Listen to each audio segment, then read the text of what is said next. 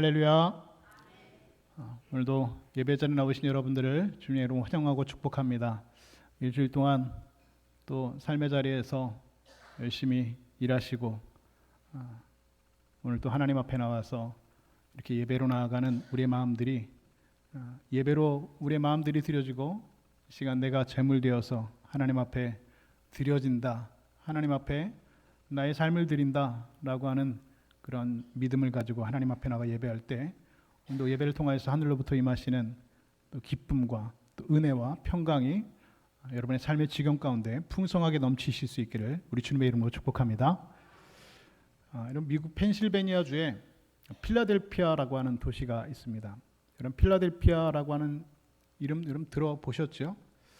네, 익숙하게 우리가 들어본 도시 이름인데요. 이 필라델피아라고 하는 도시의 이름이 생기게 된 유래가 있다고 합니다. 이 필라델피아라고 하는 이름은 사실은 헬라어의 이 필리오라고 하는 사랑이라고 하는 단어와 아델포스 형제라고 하는 단어가 합성이 되어서 만들어진 단어인데요. 그래서 이 필라델피아는 헬라어로 형제 사랑이라고 하는 의미를 가지고 있습니다. 이 도시를 세운 사람이 윌리엄 펜이라고 하는 사람인데 1681년 새 도시의 이름을 형제 사랑의 도시, 다시 말해서 이 필라델피아라고 이름을 짓게 된 유래가 또한 있다고 합니다. 이분은 영국의 귀족 출신이고 옥스퍼드 대학을 졸업한 인재인데요. 이분이 영국에서 있으면서 종교적인 핍박을 많이 당했다고 합니다. 그런데 우연치 않은 기회에 윌리엄 펜의 아버지가 영국의 국왕인 찰스 2세에게 받을 돈이 있어서 대신에 이 찰스 2세가 그 돈을 주는 대신에 당시 영국의 식민지였던 미국의 그 필라델피아 지역을 땅으로 받게 되었다는 것이죠. 그래서 윌리엄 펜은 그 땅에 새로운 도시를 세우면서 내가 종교적인 탄압을 받았으니 이렇게 내가 새로 세워놓은 이 도시에는 힘으로 서로를 누르는 것이 아니라 다른 사람의 신앙을 자유와 또 평화 속에서 함께 인정해주고 살아가는 그런 평화로운 도시, 형제를 사랑하는 도시가 되고자 했던 그 마음을 담아서 그 도시의 이름을 형제사랑, 다시 말해서 필라델피아라고 지었다라고 하는 것이죠. 그런데 몇 해 전 이 필라델피아 법정에서 한 유명한 재판이 진행이 되었습니다. 한 젊은이가 자신의 집에서 총에 맞아서 그만 목숨을 잃게 되었습니다. 그날 총에 맞아 죽은 청년의 이름은 보텀진이라고 하는 사람이었습니다. 재판이 열렸고 그에게 총을 쏜 사람은 당연히 길티, 유죄 판결을 받게 되었습니다. 이제 피해자 가족이 법정에서 그 재판에서 마지막 진술을 할 수 있는 기회가 판사로부터 주어졌습니다. 그리고 살해된 이 보텀진의 동생인 브란트진이 이 법정에서 일어나서 이렇게 말을 했다고 합니다. 저는 당신에게 나쁜 일이 생기지를 바라지 않습니다. 저는 당신을 한 사람으로서 사랑합니다. 저는 당신을 용서합니다. 당신이 하나님께 용서를 구한다면 하나님께서도 당신을 용서하실 것입니다. 저는 이 필라델피아라고 하는 도시가 다시 한번 형제 사랑의 도시가 되기를 바랍니다. 라고 말했다는 것이죠. 모든 사람이 다 놀랐습니다. 얼마든지 분노할 수 있고 내 형제를 죽인 그 사람에게 용서한다라고 말을 한다는 것, 여러분 결코 쉬운 일이 아니라는 것이죠. 얼마든지 분노할 수 있고 얼마든지 여러분 미워할 수 있고 얼마든지 원망할 수 있습니다. 그러나 그는 그 자리에서 당신을 사람으로서 사랑합니다 라고 재판장에서 진술했습니다. 그리고 마지막으로 판사에게 한 가지 부탁을 해도 되냐라고 물었습니다. 그리고 그날 총에 맞아 죽은 보텀진의 동생인 브란트진은 그 자리에서 이렇게 말했습니다. 판사님, 제가 이 법정에서 그를 한번 안아봐도 되겠습니까? 라고 물었습니다. 판사는 허락하였고 법정에서는 믿기 어려운 장면이 펼쳐졌습니다. 형을 잃은 동생이 자기 형을 총으로 쏘아 죽인 사람을 향해서 뚜벅뚜벅 걸어갔습니다. 그리고 그를 와락 끌어안았습니다. 두 사람이 모래 서로 붙잡고 울었고, 그리고 그 장면을 보고 있는 법정 안에 있는 모든 배심원들과 방청객들이 함께 울었다라고 하는 것입니다. 그 재판이 너무나도 유명한 재판이고, 그리고 필라델피아에서 이루어졌던 재판이기에 많은 사람들에게 감동과 또 많은 사람들에게 평화를 끼쳤던 유명한 재판이 되었습니다. 오늘 본문에서 예수님께서는 우리에게 이렇게 말씀하십니다. 새 계명을 주노니 서로 사랑하라. 내가 너희를 사랑한 것 같이 너희도 서로 사랑하라 말씀하셨습니다. 여러분, 주님께서는 우리에게 서로 사랑하라라고 말씀하시면서 이것은 너에게 주는 새로운 계명이다라고 말씀하셨습니다. 다시 말해서 New Command라는 뜻이죠. 그러면 여러분, 옛 계명은 무엇입니까? 우리가 알고 있는 10가지 계명, 10계명이 옛 계명입니다. 그런데 우리 주님께서는 옛 계명을 폐하려, 율법을 폐하려 오신 분이 아니라 율법을 완성하러 오신 분이죠. 그러니까 옛 계명, 이 10계명을 필요 없다. 예전에 있는 구약의 모든 율법들 필요 없다. 폐하려 오신 것이 아니라 나는 율법을 완성하러 왔다 하시면서 내가 너희에게 새로운 계명, 뉴 커맨드, 새로운 명령을 너희에게 주노니 서로 사랑하라 라고 하는 새 계명을 제자들에게 주셨다는 것이죠. 이 말씀 여러분, 우리는 너무나도 잘 알고 있는 말씀입니다. 너무 많이 들어서 요즘에는 너무 흔하고 진부한 말씀이 되어버리니도 모릅니다. 서로 사랑하라. 우리는 이미 다 알고 있죠. 사랑해야지. 용서해야지. 이미 다 교회 다니는 사람이라면 알고 있습니다. 기독교가 사랑의 종교라는 것도 이미 다 알고 있고, 우리가 서로 사랑해야 된다는 걸 여러분, 이 중에 모르는 사람이 아무도 없다라는 것이죠. 그러나 그 사랑을 우리가 실천하는 것은 여러분 사실은 녹록지 않은 일입니다. 여러분, 오늘 우리가 살아가는 현실, 지금 우리가 살아가고 있는 이 시대는 여러분 어떤 삶을, 어떤 시대를 우리가 살아가고 있습니까? 우리가 사는 시대는 점점 더 쉽게 편을 가르고, 그리고 서로를 혐오하고 미워하고 원망하고 그리고 분열하는 시대를 오늘 우리는 살아가고 있습니다. 그리고 그러한 모습을 보면서 목회자의 한 사람으로서 너무 가슴이 아픈 마음들을 이루 말할 수가 없습니다. 제가 생각해 보니까 제가 이제껏 평생을 살면서 가장 기뻤던 순간이 언제일까라고 생각을 해보니 몇 가지 기뻤던 순간들이 있었지만 그 중에 손에 꼽는, 어쩌면 가장 기뻤던 순간 중에 하나가 바로 2002년이 아니었는가 싶습니다. 2002년도에 여러분 우리나라에 무슨 일이 있었죠? 혹시 여러분 너무 오래돼서 기억이 잘 안 나시나요? 2002년도에 우리나라에서 월드컵이 있었잖아요. 그렇죠? 그때 여러분 우리나라 축구 대표팀을 이끌었던 감독 이름을 기억하십니까? 이름이 뭐였죠? 네, 히딩크입니다. 히딩크. 한국 이름도 있습니다. 히동구입니다. 히동구. 우리나라가 그때 대단했죠. 16강만 들어도 온 국민이 좋아했는데 요즘 우리나라 월드컵 32강 떨어졌대요. 네. 그래서 저는 그거 보다가 성질이 나가지고요. 안 봅니다 요즘에. 다른 나라 월드컵 아직 지금 하고 있는데 다른 나라 월드컵 경기하는 것만 봐도 화가 나요. 얼마나 화가 나는지. 여러분들도 비슷하시겠죠. 네. 화까지 낼 필요는 없는데 화가 나더라고요 저는. 네. 제가 나가서 뛰면 더 못할 텐데 왜 이렇게 못하냐, 화가 납니다. 그런데 2002년도에 어땠습니까? 우리나라가 16강, 그리고 나서 8강, 그리고 4강까지 갔습니다. 그때 여러분 우리나라 어땠습니까? 대단했죠. 정말로 온 국민이 함께 모여서 여러분 기억 안 나세요? 그때 그거 안 한 사람 있습니까? 여러분 중에 그때 여러분 월드컵 할 때 여러분 축구 안 보신 분 계세요? 없으시죠?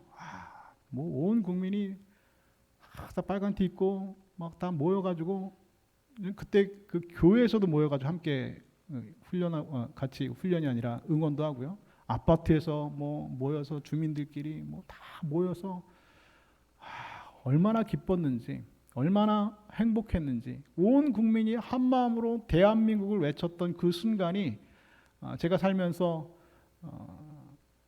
손에 꼽는 기쁜 순간 중에 하나가 아니었나라는 생각을 합니다. 비해서 오늘 우리가 살아가고 있는 이 시대의 모습이 바라보면서 너무나 마음이 아프고 너무나 마음 가운데 어려움이 있는 것이 있습니다. 우리가 사는 시대는 점점 더 편을 가르고 그리고 점점 더 서로를 미워하고 원망하고 분열하는 그런 모습을 보고 있습니다. 우리나라가 대단히 큰 나라도 아닌데 이미 남북으로 나눠져 있고 남북으로 나눠져 있는 조그만 나라 안에서도 동서로 또 나눠져 있고 동서로 나눠져 있는 것뿐만 아니라 요즘에는 여러분 세대 간에도 갈등이 있습니다. 젊은 세대와 기성세대와의 갈등이 있습니다. 뿐만 아니라 요즘엔 젠더 갈등이라고 하죠. 남녀 사이에도 여러분 갈등이 있습니다. 이렇게 나누어지고 저렇게 나누어지고 동서로 남북으로 정치적으로 그리고 세대 간에 그리고 성별 간에 나누어지고 쪼개지고 분열된 이 나라의 모습을 보면서 너무나 마음이 아픕니다. 생각이 다르면 대화를 멈추고 나와 정치적인 의견이 다르면 사람 전체를 판단합니다. 사람을 사람으로 만나기 전에 어느 편인지를 먼저 묻습니다. 그리고 어느 편인지 알고 나면 그 사람의 말을 듣기도 전에 먼저 판단해버리고 만다는 것이죠. 뉴스를 보면 우리 사회의 말들이 점점 더 거칠어지고 그리고 우리의 행동들이 점점 더 거칠어지고 있는 것을 목도하게 됩니다. 사람을 설득하려고 하기보다 그를 무너뜨리려고 하고 그를 미워하고 그에게서 등을 돌려버리고 만다는 것입니다. 잘못된 생각을 비판하는 것을 넘어서 그 사람의 존재까지 부정하고 미워하고 살아가는 이 시대의 모습, 그리고 오늘 저와 여러분이 살아가고 있는 이 상황의 모습을 우리가 함께 바라보고 있습니다. 어쩌면 우리 시대의 가장 심각한 가난은 여러분 물질의 가난이 아니라 사랑의 가난이 아닌가라는 생각을 해봅니다. 우리 주님께서는 원수를 사랑하라 말씀하셨습니다. 그런데 우리는 원수를 사랑하는 것은 고사하고 원수를 사랑하는 흉내라도 좀 내보았으면 좋겠는데 원수를 사랑하기는커녕 원수도 아닌 사람을 미워하고 혐오하고 원망하고 분열합니다. 그런데 오늘 그럼에도 불구하고 우리 주님께서는 우리에게 주신 명령은 서로 사랑하라라고 말씀하셨습니다. 그것은 여러분 오늘 이 시대를 살아가고 있는 모든 민족과 모든 세대와 모든 사람에게 주시는 주님의 새 계명, 다시 말해서 주님의 명령이라고 하는 사실입니다. 그런데 여러분 이 상황 가운데 우리가 한 가지 기억해야 될 것이 있습니다. 바로 예수님께서 서로 사랑하라라고 하신 그 말씀의 그 상황이, 그 때가 언제 예수님께서 이 말씀을 하셨냐라는 겁니다. 예수님께서 이 서로 사랑하라고 하신 말씀을 하신 때는 여러분 마지막 만찬 중에 하신 말씀입니다. 그런데 여러분 다 지난번에도 말씀드렸지만 예수님과 제자들이 십자가를 앞두고 마지막 만찬을 앞두고 제자들이 여러분 무엇을 했습니까? 누가복음에 보면 제자들은 서로 다투었다라고 기록합니다. 왜 다투었습니까? 누가 크냐라고 다투었습니다. 내가 더 크다. 아니다. 내가 예수님 더 오래 쫓아다녔다. 아니다. 내가 더 나이가 많다. 아니다. 내가 더 너보다 많이 배웠다. 아니 내가 너보다 키가 크다. 내가 너보다 잘났다. 제자들은 누가 크냐? 예루살렘 성에 들어가면서 그들은 그 저녁 식사 그 만찬 자리에 앞서서 다투고 있었습니다. 그러니 여러분 한번 상상해 보시죠. 그 저녁 식사 그 만찬 자리에 그 분위기가 어떠했을까요? 분위기가 쎄했겠죠. 왜입니까? 조금 전에 자기들끼리 싸웠거든요. 그 12명이 누가 크냐 하는 것 때문에 엄청나게 싸웠습니다. 그리고 나서 그 마지막 만찬 자리에 앉으셨습니다. 뿐만이 아니죠. 그 밤은 여러분 배신과 그리고 부인과 도망이 시작되는 밤이었습니다. 가룟 유다는 전혀 또 딴 생각을 하고 있었죠. 그 자리에서 가룟 유다는 예수님을 팔 생각을 먹고 있었습니다. 요한복음 13장에 보면 그 가룟 유다가 밖으로 나간 순간을 이렇게 기록합니다. 유다가 그 조각을 받고 곧 나가니 밤이러라 라고 기록합니다. 여러분, 밤이었습니다. 이것은 단순히 해가 진 그 어둠의 시간을 말하는 것이 아닙니다. 가장 가까이 있던 사람이 등을 돌리는 배신의 밤이었습니다. 그리고 예수님을 가장 사랑한다고 고백했던 그 제자가 예수님을 부인하고 배신하고 저주하는 밤이었습니다. 그런데 바로 그 밤에 예수님께서는 제자들에게 오늘 사랑을 말씀하시고 계시는 겁니다. 빛이 가득한 순간이 아니라 어둠의 밤이 시작되는 순간에 주님께서는 사랑을 지금 말씀하고 계신 겁니다. 여러분, 사랑은 밝은 날에만 필요한 것이 아닙니다. 오히려 밤이 깊을수록 사랑은 더 필요합니다. 모든 관계가 좋을 때 사랑을 이야기하기는 너무나 쉽습니다. 나와 생각이 같은 사람, 나를 인정해주는 사람, 나를 칭찬해주고 나를 사랑해주는 사람, 나를 좋아해주는 사람을 사랑하는 것은 여러분 너무나도 쉽습니다. 그런 것은 여러분 누구나 할 수 있는 것이죠. 그런데 우리 주님께서는 마태복음 5장 46절에 이와 같이 우리에게 분명히 말씀하십니다. 너희가 너희를 사랑하는 사람을 사랑한다면 무슨 상이 있으리요? 세리들도 이같이 하느니라 말씀하고 있습니다. 무슨 말씀입니까? 너희를 사랑하는 사람을 사랑하면 그게 무슨 상이 있겠냐는 겁니다. 그는 세리들도 이 세상 사람 다 할 수 있는 사이라는 것이죠. 여러분, 그렇지 않겠습니까? 나와 친한 사람, 나와 생각이 같은 사람, 나를 인정해주고 나를 칭찬해주고 나를 좋아해주고 나를 사랑하는 사람을 사랑해주는 것, 여러분 그 사람 사랑하는 것 여러분 누구나 할 수 있는 사랑입니다. 그것은 여러분 주님께서 말씀하신 그 밤에 말씀하신 사랑의 개념이 결코 아닙니다. 너희를 사랑하는 사람을 사랑하면 무슨 상이 있겠느냐? 세리들도 이같이 하느니라. 다른 복음서에서도 죄인들도 그것은 할 수 있는 것이다 라고 주님께서는 말씀하고 계신 것이죠. 우리 주님께서 그 밤에 말씀하신 그 사랑은 여러분 훨씬 더 깊은 의미를 담고 있습니다. 그래서 예수님께서는 단지 서로 사랑하라 라고만 말씀하시지 않으셨습니다. 뭐라고 말씀하십니까? 내가 너희를 사랑한 것 같이 너희도 서로 사랑하라 말씀하셨습니다. 저는 오늘 말씀의 중심이 여기에 있다고 생각합니다. 내가 너희를 사랑한 것 같이. 여러분, 여기서 사랑의 기준은 분명합니다. 그 사랑의 기준은 나의 감정이 아닙니다.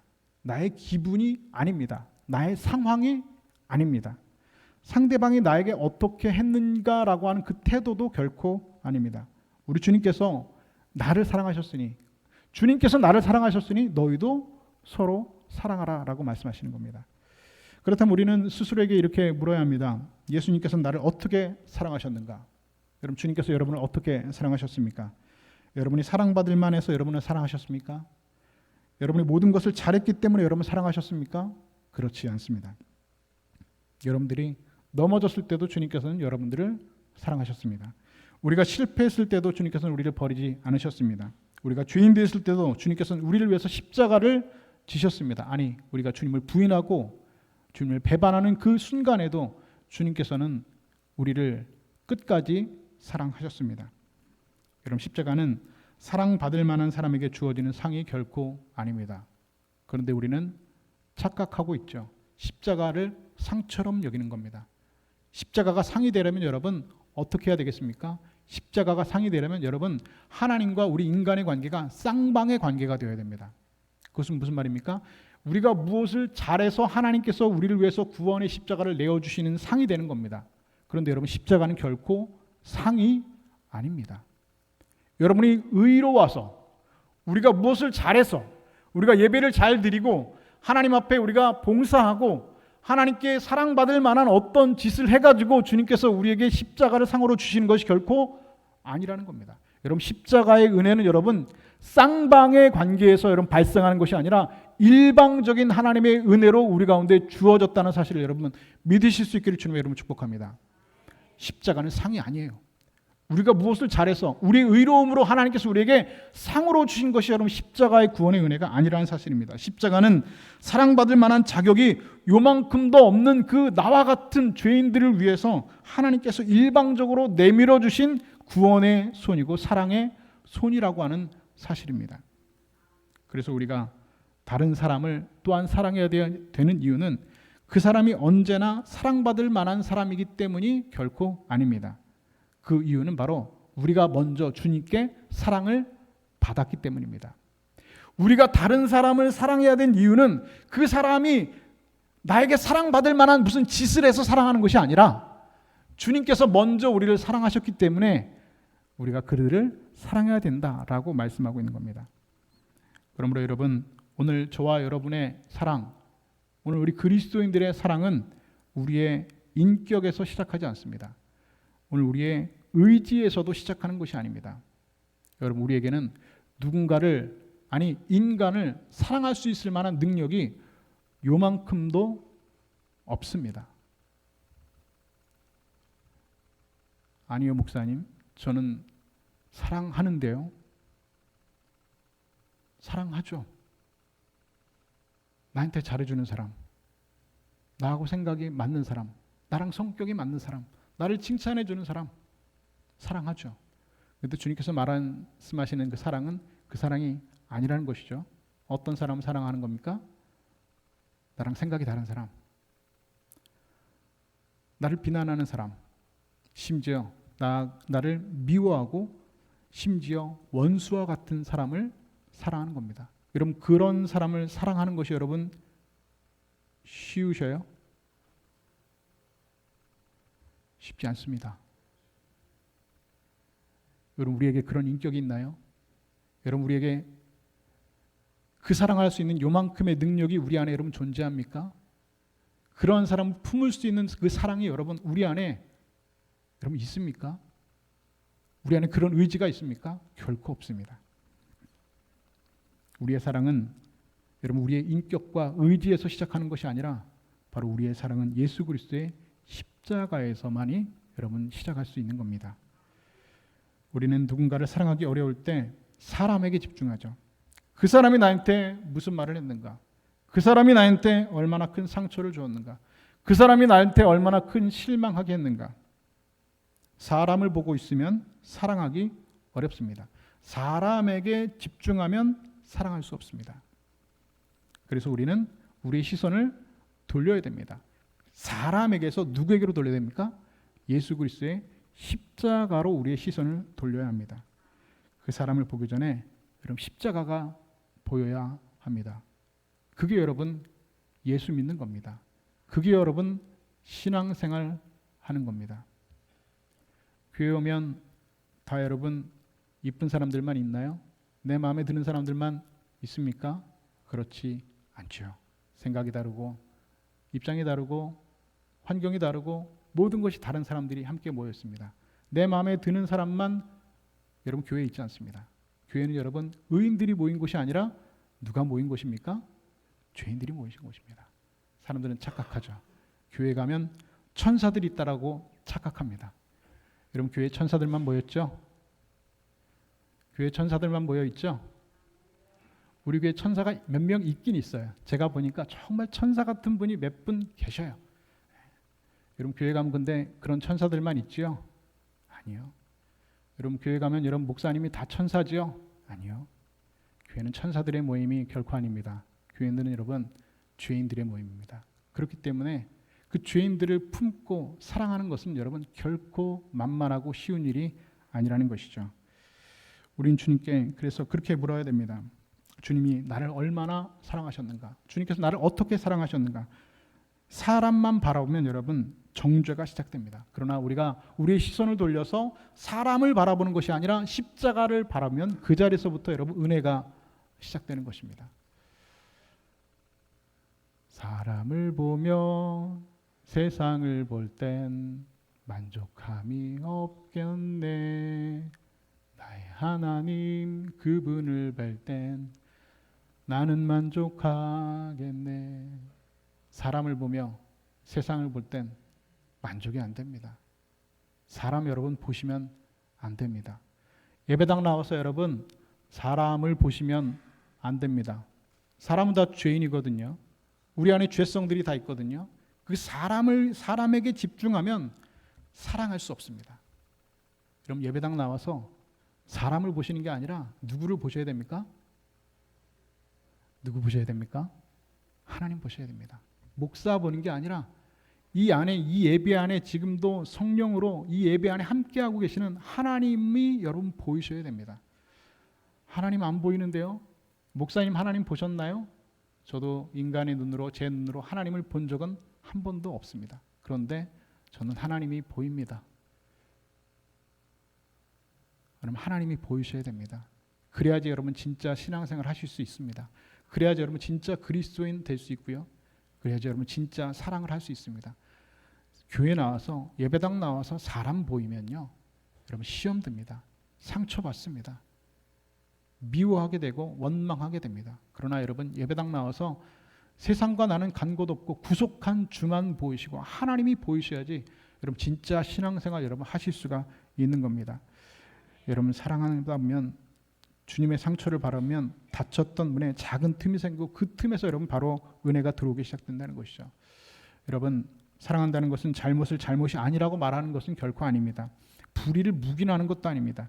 때로는 사랑하기 때문에 잘못한 거 말해야 될 때도 있죠. 사랑하기 때문에 바른 길로 돌아오라고 이야기해야 됩니다. 그러나 한 가지 분명한 것은 있습니다. 그것은 무엇이냐? 교회는 분명히 오늘날 이 시대를 향해서 진리를 말해야 되지만 사람을 미워하지는 말아야 됩니다. 교회는 잘못을 지적하면서도 그 사람의 존엄을 결코 짓밟아서는 안 됩니다. 교회는 생각이 다르면서도 서로를 사람으로 존중할 수 있어야 합니다. 교회는 세상에 오늘 이와 같은 모습으로 우리가 그리스도인의 제자이고 예수 이름으로 모인 공동체, 하나님의 나라의 교회라는 사실을 세상에 우리는 증명할 수 있어야 됩니다. 여러분, 오늘도 세상은 우리를 갈라놓습니다. 우리에게 선을 긋습니다. 너는 여기, 너는 저기. 너는 우리 편, 너는 저쪽 편. 그러나 십자가는 오늘도 그렇게 나눠진 사람들 사이에 아슬아슬하게 서 있습니다. 교회 안에 생각이 다르죠. 세대가 다르고 성격이 다르고 환경이 다릅니다. 그러나 우리는 그 모든 차이보다 먼저 한 분 예수 그리스도의 피로 구원받은 사람들입니다. 여러분, 저와 여러분이 교회로 이 예배당에 모인 이유는 생각이 같아서가 결코 아닙니다. 우리의 주님이 같기 때문인 줄로 믿습니다. 우리가 한 가족일 수 있는 이유는, 예수 공동체로 한 마음으로 예배할 수 있는 이유는 우리의 성격이 같아서가 아니라 우리 모두가 같은 십자가 아래 서 있기 때문인 줄로 믿습니다. 예수님께서 35절에 이렇게 말씀하시죠. 너희가 서로 사랑하면 이로써 모든 사람들이 너희가 내 제자인 줄 알리라. 예수님께서는 아주 분명하게 말씀하십니다. 세상 사람들이 무엇을 보고 예수님의 제자인 줄 안다고요? 우리 건물의 크기입니까? 사람의 숫자입니까? 우리 지식의 많음입니까? 그렇지 않습니다. 예수님께서 말씀하시죠. 너희가 서로 사랑하면. 생각이 다르고 입장이 다르고 모든 것이 다 다르지만, 마음에 들지 않지만, 그럼에도 내가 너희를 사랑한 것 같이 너희가 서로 사랑하면 모든 사람들이 너희가 내 제자인 줄 알리라 라고 말씀하고 있습니다. 우리가 서로 사랑하는 모습을 보고 세상 사람들이 우리가 예수님의 사람, 예수님의 제자라는 사실을 알게 될 것이라고 주님께서는 말씀하시는 겁니다. 여러분, 세상은 여러분들이 세상 사람들에게 장황하게 설교하는 것보다 먼저 여러분들이 얼마나 서로 사랑하는지를 지금도 보고 있습니다. 여러분들이 입으로 예수님을 말하기 전에 우리가 서로를 어떻게 대하고 있는가를 세상 사람들은 보고 있습니다. 우리가 서로 사랑할 때 우리 사이에 보이지 않는 예수님이 여러분 드러나게 되는 겁니다. 역사 속에서 이 말씀을 실천한 사람들이 있었습니다. 세계 2차 세계대전 당시에 프랑스의 르샹봉 쉬르 인용이라고 하는 마을이 있었습니다. 근데 이 마을이 2차 세계대전 당시에 여러분 나치 독일 히틀러에 의해서 프랑스가 다 정복당한 때가 있었죠. 그때 프랑스는 이 카톨릭 국가인데 작은 개신교 마을, 리뇽이라고 하는 개신교 마을이 있었습니다. 그런데 그때 나치의 박해를 피해서 유대인들의 한 무리가 그 마을로 도망을 쳤습니다. 그런데 마을 사람들은 그 유대인들을 돌려보내지 않았습니다. 자기들의 집의 문을 열고 아이들을 학교에 숨겼고, 그리고 자신들의 농장과 자신들의 창고에 유대인들을 숨겼습니다. 필요할 때는 더 안전한 곳으로 갈 수 있도록 그들은 적극적으로 도왔습니다. 한두 사람의 영웅적인 행동을 한 것이 아니라 목사와 성도들, 마을의 모든 사람들이 다 함께 위험을 감수하고 그 유대인들을 숨겨주었습니다. 만약에 여러분 그 유대인들을 숨겨줬다는 것이 발각되면 어떻게 되는 것입니까? 다 죽는 겁니다. 위험을 감수하는 겁니다. 저는 이 이야기를 들을 때마다 이런 생각을 합니다. 세상은 그들에게 너는 어느 편이냐라고 물었습니다. 그런데 그들은 자신들의 삶으로 대답했습니다. 우리는 예수님의 사람입니다. 그리고 그들은 누구의 사람인지는 그들이 누구를 품었는가에 따라서 여러분 드러나게 되었습니다. 그들은 누구를 품게 되었습니까? 유대인을 품었습니다. 유대인을 품었다는 사실, 유대인이라고 하는 사실이 중요한 것이 아닙니다. 그들이 누군가를 자신들의 목숨을 걸고 품었다라는 것이 여러분 중요한 것이죠. 그리고 그 품은 사실이 그들의 삶으로 고백한 겁니다. 우리는 예수님의 사람입니다. 우리는 그리스도인입니다. 우리는 서로 사랑하라고 하신 주님의 말씀을 삶의 한 줄이라도 지키려고 애쓰는 사람들입니다. 여러분, 이것이 오늘 예수님께서 하신 말씀이죠. 너희가 서로 사랑하면 이로써 모든 사람들이 너희가 내 제자인 줄 알리라. 여러분, 사랑은 그리스도인들이 달고 다니는 장식품 중에 하나가 결코 아닙니다. 사랑은 여러분 그리스도인들의 이름표입니다. 서로 사랑하는 사람들, 그들이 바로 예수님의 사랑입니다. 기독교는 누가 뭐라 해도 여러분 사랑의 종교입니다. 그리고 분명히 성경은 우리에게 말씀하고 있죠. 믿음과 소망, 사랑, 이것은 항상 너희 가운데 있을진데 그 중에 제일은 무엇이라고요? 사랑이라는 겁니다. 사랑하지 못하는 그리스도인은 세상에 존재하지 않습니다. 여러분, 성경을 많이 모르셔도 괜찮습니다. 기도를 유창하게 잘 못하셔도 괜찮습니다. 찬송을 잘 못 부르셔도 여러분 괜찮습니다. 헌금 많이 못하셔도 괜찮습니다. 예배 잘 못 드리셔도 괜찮습니다. 그러나 여러분, 사랑을 잘 못하는 것은 괜찮지 않습니다. 사랑하지 못하는 그리스도인은 세상에 존재하지 않습니다. 우리가 사랑을 대하는 태도를 보고 그 모습을 보고 그리고 누구를 품는가를 보고 누구의 손을 끝까지 놓지 않는가를 보고 세상은 우리가 누구의 사람인지를 알게 되는 겁니다. 그러므로 사랑은 있으면 좋고 없어도 그만인 우리 삶의 선택 과목이 결코 아닙니다. 사랑은 우리가 누구에게 속한 사람인지를 보여주는 제자의 표식이고 오늘 그리스도인들의 가장 강력한 정체성이 되는 겁니다. 그런데 그 정체성은 입술의 고백만으로 드러나는 것이 아니라 내 곁의 사람을 우리가 어떻게 대하는가, 형제를 어떻게 우리가 품는가, 다른 사람을 어떻게 우리가 바라보는가에 따라서 여러분 삶 가운데서 드러나게 됩니다. 그래서 사도 요한은 요한에서 4장 20절에서 이렇게 말씀하고 있죠. 누구든지 하나님을 사랑하노라 하고 그 형제를 미워하면 이는 거짓말하는 자니 보는 바 그 형제를 사랑하지 않은 자는 보지 못하는 바 하나님을 사랑할 수 없느니라. 아멘이십니까? 아멘을 하셨으면 좋겠습니다. 할렐루야. 하나님을 사랑한다고 말합니다. 여러분, 하나님 사랑하시죠? 사랑 안 하세요? 여러분, 하나님 사랑하시죠? 하나님을 사랑한다고 말하면서 형제를 사랑하지 않는 사람은 하나님 사랑하는 것이 뭐라고요? 거짓말이래요. 어떻게 보이지 않는 하나님 사랑한다고 하면서 눈에 보이는 형제를 사랑하지 않고 미워하면 그건 거짓말하는 거랍니다. 찬양을 뜨겁게 부르면서 사람에게 차갑게 대할 수 없습니다. 기도를 오래 하면서 형제를 오랫동안 미워할 수 없습니다. 십자가의 사랑을 말하면서 내 마음속에 미움을 그대로 품고 있을 수 없습니다. 요한은 말하죠. 보이는 형제를 사랑하지 못하면서 하나님을 사랑한다고 그것은 거짓말이다. 그것은 모순이다라고 말하는 것이죠. 하나님 사랑한다고 고백하면서 형제를 미워한다면 그것은 여러분 그리스도인의 정체성과 정면으로 여러분 충돌하는 겁니다. 그렇다면 사랑하는 여러분, 그리스도인들이 함께 모인 교회는 어떤 곳이어야 하겠습니까? 저는 교회가, 그리고 우리 교회가 미움이 멈추는 교회가 되었으면 좋겠습니다. 우리 모두는 세상에서 상처받고 교회로 옵니다. 직장에 상처받고, 가정에 상처받고, 사람에게 상처받고, 여기 찢기고 저기 찢기고 피가 철철 흐르는 마음으로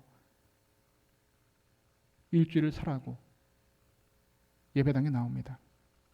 마음의 문을 닫고 나옵니다. 얼마든지 여러분의 상처를 가지고 교회 안에 오실 수 있습니다. 여러분 안에 있는 분노를 가지고 교회 안에 오실 수도 있습니다. 여러분 안에 있는 미움을 가지고 교회에 오실 수는 있습니다. 그러나 그것이 그대로 다시 세상에 흘러나가게 해서는 안 됩니다. 미움이 들어왔다면 여러분 사랑으로 녹아져 나가야 됩니다.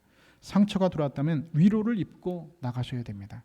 정죄받은 사람이 들어왔다면 은혜를 만나고 나가는 것이 여러분 교회가 되어져야 됩니다. 교회는 세상의 미움을 다시 세상에 흘려보내는 것이 아니라 그 미움의 흐름을 오늘 십자가 앞에서 멈추는 것이 되어야 합니다. 처음에 필라델피아라고 하는 도시 이름을 말씀드렸죠. 형제의 사랑의 도시. 진정한 필라델피아는 여러분 어떤 지도의 공간으로만 여러분 존재하는 것이 결코 아닙니다. 미움이 멈추고 사랑이 다시 시작되는 곳. 상처받은 사람이 다시 사람의 손을 붙잡는 곳. 분열과 미움과 아픔들이 예배당에 와서 다시 회복되는 것, 여러분 그것이 오늘 하나님의 교회, 우리 통영 중림교회가 되어야 될 줄로 믿습니다. 혹시 여러분 마음 가운데 생각만 해도 불편한 사람이 있으십니까? 오랫동안 등을 돌리고 있는 사람이 계신지 모르겠습니다. 오늘 당장 모든 관계를 한꺼번에 해결할 수는 없습니다. 그러나 여러분 그렇게 기도하실 수는 있죠. 하나님, 내 안에 미워하는 마음에 그 미워하는 마음에서 나를 건져 주시길 원합니다. 하나님, 내 다친 마음 가운데 작은 틈 하나를 열어주시길 원합니다. 그리고 그 틈 가운데 하나님의 은혜가 스며들기 시작하면 그 안에서 여러분 십자가의 사랑이 여러분 다시 회복되고 다시 시작될 수 있습니다. 주님은 지금도 오늘 우리에게 동일하게 말씀하십니다. 내가 너희를 사랑한 것 같이 너희도 서로 사랑하라. 그러므로 모든 사람들이 너희가 내 제자인 줄 알리라 말씀하십니다. 여러분 세상은 끝내 미움을 선택한다 해도 저와 여러분은 끝내 사랑을 선택하는 사람들이 되었으면 좋겠습니다. 세상은 우리에게 등을 돌리라고 말해도 우리는 다시 한번 손을 내미는 사람들이 되었으면 좋겠습니다. 그렇게 세상이 다름이 우리의 사이에 벽을 세우려고 할 때에 십자가에 함께 서서 우리의 말이 아니라 우리의 사랑으로, 그리고 우리의 사랑이 아니라 우리 주장이 아니라 우리의 관계로 예수 그리스도를 세상에 십자가의 은혜로 십자가의 사랑으로 드러내시는 저와 여러분 되실 수 있길 주의 이름으로 축복합니다. 분명한 것은 여러분 우리는 미워하기 위하여서 부름받은 사람들이 결코 아닙니다. 우리는 끝까지 사랑받은 사람들입니다. 우리 주님께서 십자가에서 죽기까지 우리를 사랑하시고 구속하신 예수 공동체로 모인 것이 여러분 교회입니다.